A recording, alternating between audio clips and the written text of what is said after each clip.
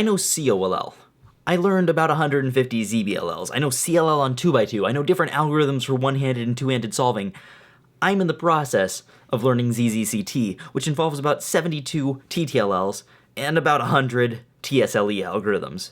Now, given all of this information, it might be a little bit surprising to learn that I don't really like learning algorithms. Like, it kind of sucks. Like, it's hard and it's annoying. It's just not that much fun. So why do I do it? Why do I learn algorithms? Mostly because they're useful. I'm at a point in my cubing career, mostly for one-handed solving, where just practicing what I already know doesn't help me improve that much. Now, it does a little bit, like I can turn faster, I can be more efficient, stuff like that, but if I just practice what I already know, I could shave maybe a second or two off of my times. And that's if I practice a lot, not just a little bit of practice. I need to practice a lot to do that.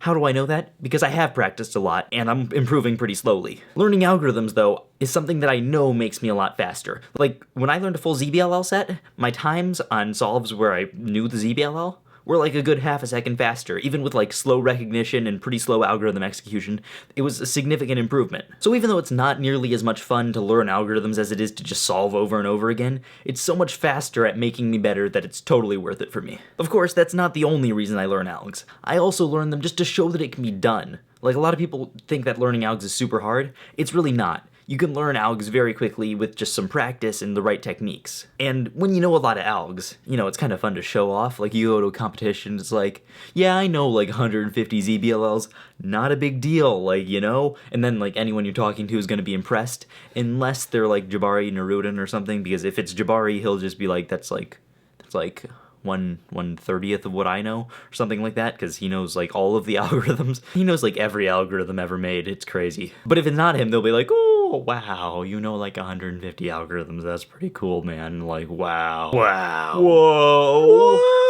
What?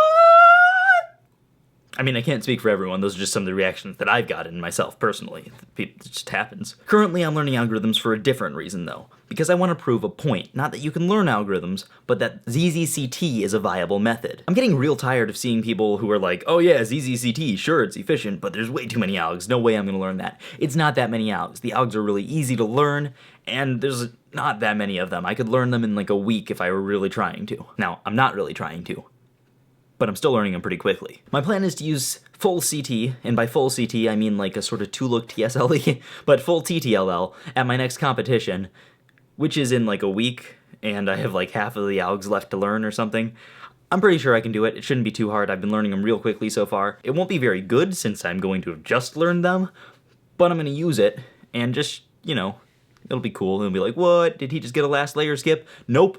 ZZCT, which does force last layer skips. So yes, but it was forced. So then, hopefully, by the time I get to my next competition after that, I'll have had time to practice, and then I will show the world that it is worth it to learn it. Or not. Maybe it won't be, but hopefully it is, and then if it is, then cool, but if not, that's okay too. I can just go back to what I already know, but like, hopefully it's good. I hope it's good. I really hope it's good. I'm putting a lot of time and effort into it. Let me tell you though, sometimes algorithms can be really annoying. Like, you'll learn an algorithm, and then you'll learn a few more, and then you want to go back and practice the first one, so you try to remember it, and then you're like, nope, that wasn't the right algorithm, and then you try another one, and you're like, nope, that wasn't the right algorithm. You keep doing that, and then eventually you realize that you were right the first time, and you just had to do a U prime before you performed the algorithm, and you've wasted like 10 minutes on it. True story. Truer story than I would like to admit. That has happened to me several times, and 10 minutes may be a slightly conservative estimate. Like, might be talking more in the range of like 30 minutes trying to figure out what I was doing wrong. I don't want to talk about it. But yeah, I guess I'll finish this video with some tips for learning algorithms for you. So, what I would say is just do it. I mean, you could learn things like, you know, mnemonics for tricky cases and similar cases, learning like half the algorithm, then intuitively finishing it, stuff like that. But you don't need to know all that. All you really need to do is just try it. Learning algs isn't as hard as it seems, and if you just start learning an alg set, you'll get better at it. By the time you're done with that first alg set, the next one you learn will be way easier. At least that's been my experience. Learning ZZCT algorithms has been really easy because compared to ZBLLs, they're much easier, and I'm just better at learning algs now. So get out there and try it. If you want an algorithm to practice on, I have a suggestion for you, and that is the algorithm Pockets. It's not actually an algorithm, it's a discount code for the cubicle.us. If you want to get 5% off any order there, you go ahead and just use that as a discount code. It's real nice. It'll save you 5% off, and it'll show your support for this channel, so like, you know, maybe just go do that. It's a nice... Anyway, I'll see you on Monday.